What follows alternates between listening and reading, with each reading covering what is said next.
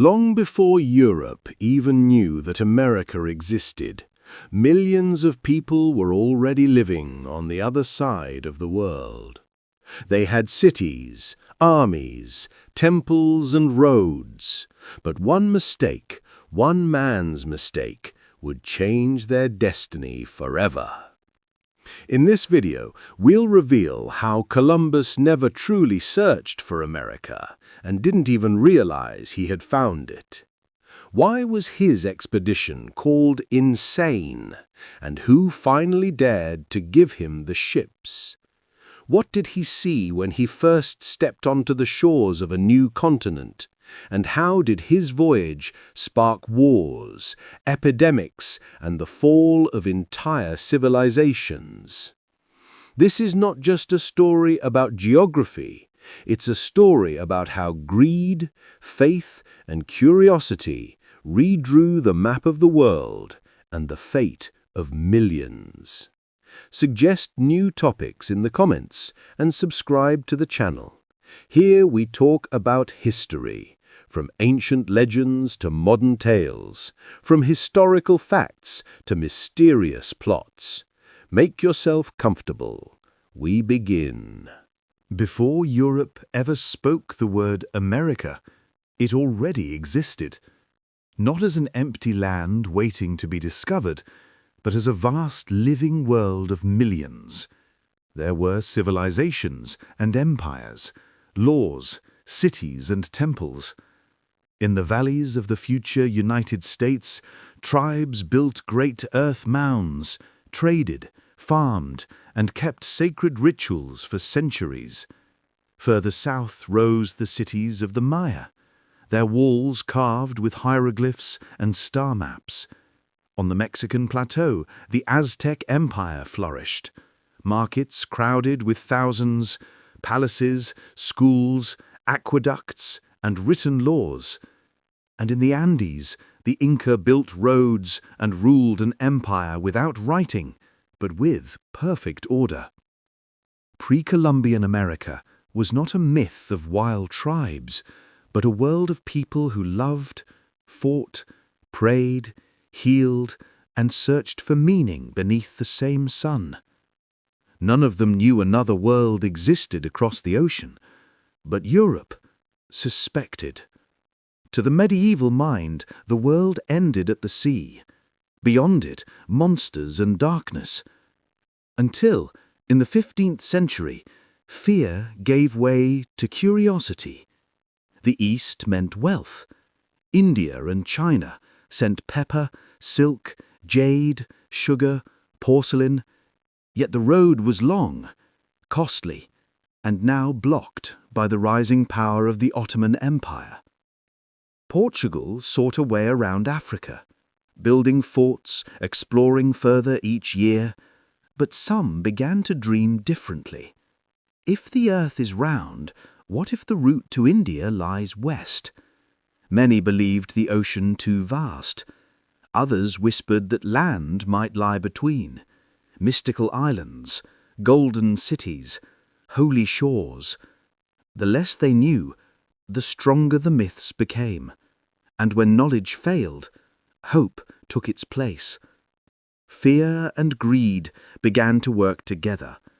Fear of being left behind, greed for trade, for power, for glory. Those emotions merged with curiosity and faith and gave birth to the first maps of an unseen world, first in minds, then on paper, and soon in sails. Across the ocean, people still farmed, hunted, prayed, unaware that Europe was preparing to cross the sea. Two worlds, unaware of each other, soon to collide, and nothing would ever be the same again. At the end of the 15th century, Europe stood on the edge of a new era. In Spain, the Reconquista was over. The last Moorish stronghold, Granada, had fallen. Queen Isabella of Castile and King Ferdinand of Aragon had united the country, their treasury restored, their eyes set on the future. And at that very moment, a man returned to their court. A man who had spent years trying to convince rulers of one daring idea, that the road to India could be found by sailing west.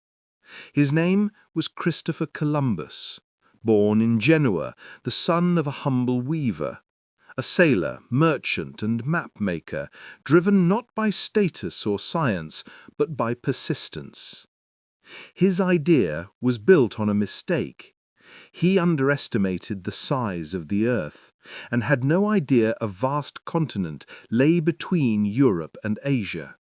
Still, he believed, sail west and you would reach the East. He was mocked, rejected by Portugal, ignored by England and France. Only in Spain did he find a voice willing to listen, a monk named Juan Perez, who persuaded the Queen to give him one last chance. A contract was signed. Columbus would become admiral of any new lands and share in their riches. In May, preparations began. 3 small ships, the Santa Maria, the Pinta, and the Niña, waited in the port of Palos de la Frontera.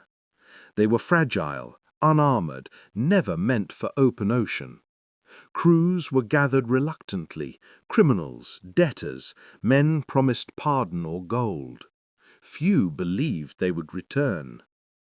On August 3rd, 1492, they set sail. No songs, no salutes, only silence. At first they reached the Canary Islands to make repairs. Then they sailed into waters no one had ever crossed. The horizon never changed. The sun burned and the winds stayed still. Each day the crew grew more anxious. Some began carving days into the wood. Others begged to turn back. Columbus lied in his logbook, writing shorter distances to calm their fears.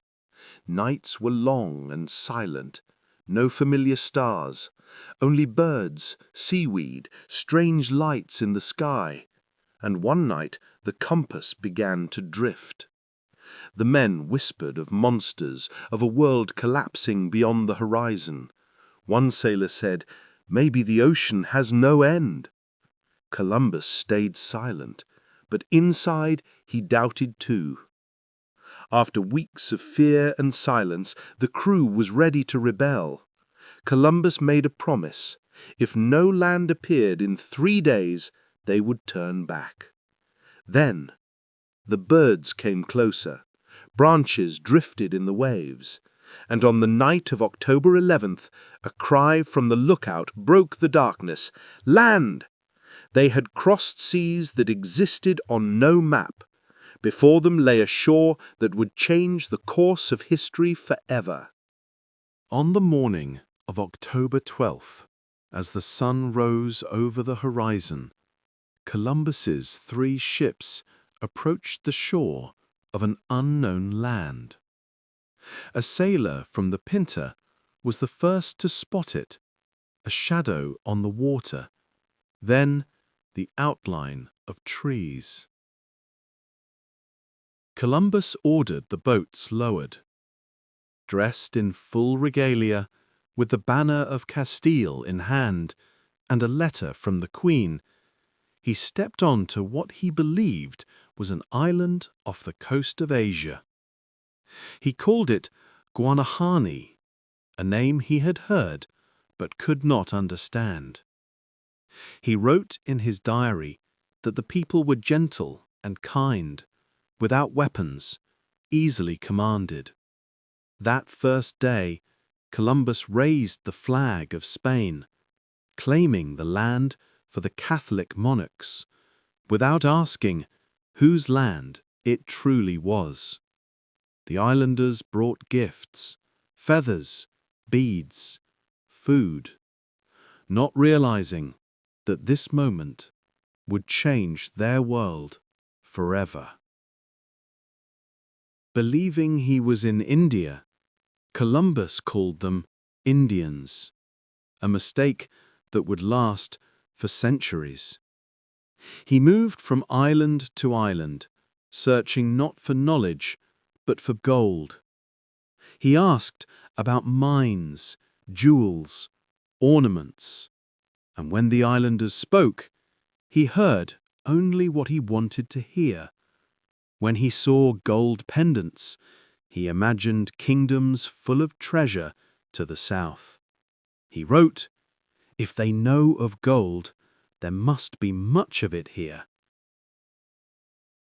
To him, they were not allies, but laborers waiting to be used. He saw no danger, no armies, only opportunity. He was wrong. He had reached the edge of a vast, powerful continent and thought it was the heart of Asia. The crew explored the islands, tasting strange fruits, seeing parrots, palms, and plants unknown to Europe. They found tobacco, which the locals dried and smoked in rolled leaves. On the island of Hispaniola, Columbus built the first European settlement, a small fort made from the wreck of the Santa Maria. A handful of men stayed behind. It was the first colony in the New World. Columbus returned to Spain with gold, trinkets, and several captured natives. He believed he had reached India and that a new trade route had been opened. In his letters, he spoke of wonder and divine mission, not realizing he had begun a chain of conquest. Gifts would soon be followed by guns, and missionaries by soldiers. For the islands he discovered, this was not the dawn of a new age. It was the beginning of the end. Returning to Spain in the spring of 1493, Columbus became the center of attention. He was welcomed as the man who had found a new route to India, though he himself still had no idea where he'd actually been. His ship entered the port carrying cages with dark-skinned men wearing feathers in their hair. In the holds, baskets of corn, cotton, strange fruits, colorful parrots, and most importantly, small pieces of gold. The royal court received him with honors. They called him Admiral of the Ocean Sea. He promised that across the ocean lay islands rich with nature and ripe for conversion to Christianity. He swore that if given more ships and men, he would uncover limitless wealth. Isabella and Ferdinand believed him. Power, glory, fortune, all within reach. This time he sailed not with 3 ships, but with 17, and over 1,000 people. Not explorers, but craftsmen, soldiers, officials, and priests. It was no longer an expedition, it was colonization. When they reached Hispaniola, the fort built from the wreck of the Santa Maria lay in ruins. Those who had stayed behind were dead. No one knew why. Columbus began again, building new towns, establishing control, and demanding gold. But there was little to be found. He imposed quotas. Every native was to bring a certain measure of gold dust or face punishment. There were whips, chains, hangings, uprisings. Spain expected treasure, but received only reports of chaos and cruelty. Disease spread, hunger grew. Columbus was a sailor, not a governor. He didn't know how to rule, how to make peace, how to build what he had broken. He searched for spices, for elephants, for kings, but found none of them. He did not understand that this was not Asia, but an entirely different world. In 1496 he returned to Spain, no longer a hero. Rumours followed him of cruelty, failure, arrogance. Still he begged for another chance. 2 years later he set sail again, this time reaching the mouth of the Orinoco River in South America. There, for the first time, Columbus began to suspect the truth. He wrote, "I feel this land is part of paradise," but he never admitted his mistake aloud. Meanwhile, rebellion grew in Hispaniola. In 1500, the crown sent an envoy to arrest him. Columbus was chained and sent back to Spain, his power broken. He was later freed, but his influence was gone. In 1502, he made one last voyage, searching desperately for a passage to India. He found no passage, no gold, no glory. His ships were battered by storms. He waited months for rescue, sick and forgotten. In 1504, he returned to Spain, old, ill, and betrayed by his own illusions. 2 years later, he died, never knowing he had discovered not Asia, but an entire new continent. He sought palaces and spices, but found untamed shores. He promised gold, but brought violence. He believed he held the map, yet stood lost on an unknown land. And still, his journey became the beginning of a new age. Ahead would come conquerors, diseases, treaties, and empires. But first, there was a man who searched for one world, found another, and never understood what he had truly discovered. Columbus's discovery wasn't just another line in a sailor's journal. It set off a chain reaction that no one could have predicted. What began as a search for India became a total reshaping of the world.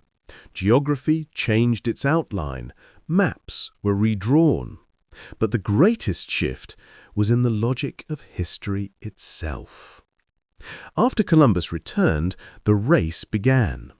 Following the Spanish came the Portuguese, the English, the French, some chasing royal orders, others chasing greed. Some sought gold, others land, others souls.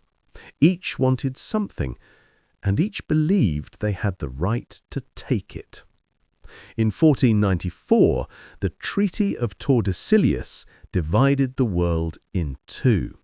Everything west of an invisible line to Spain, everything east to Portugal. No one asked the people who lived there. They were counted like rivers and trees, a part of the landscape, not of the decision. Across the Caribbean, new settlements rose. Every governor promised more gold. Where none was found, people were forced to work. Where it was found, they were killed for keeping it. Villages vanished. Some fled, some fought, some surrendered, but none survived for long. Then came others. Cortés in Mexico, with only 600 men against an empire. And yet Tenochtitlan fell. Not just because of steel or cruelty, but because of something invisible. Smallpox, measles, influenza, typhus, diseases unknown in the New World. One infected man and thousands died. Sometimes entire towns disappeared in weeks. It wasn't war. It was an epidemic hidden in breath and cloth.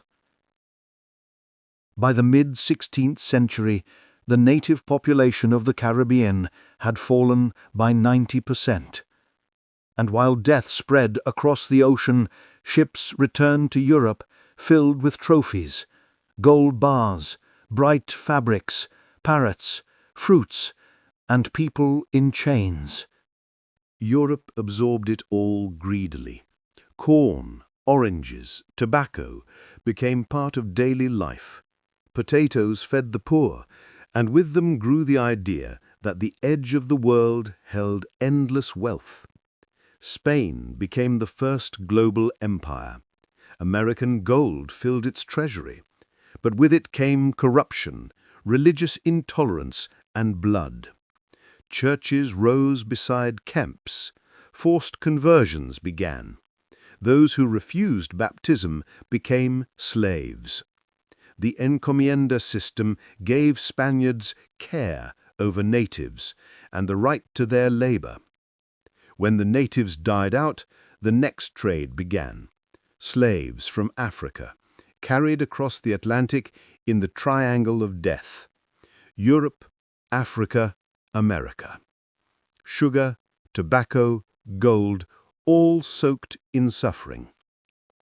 Yet even those who didn't conquer felt the change.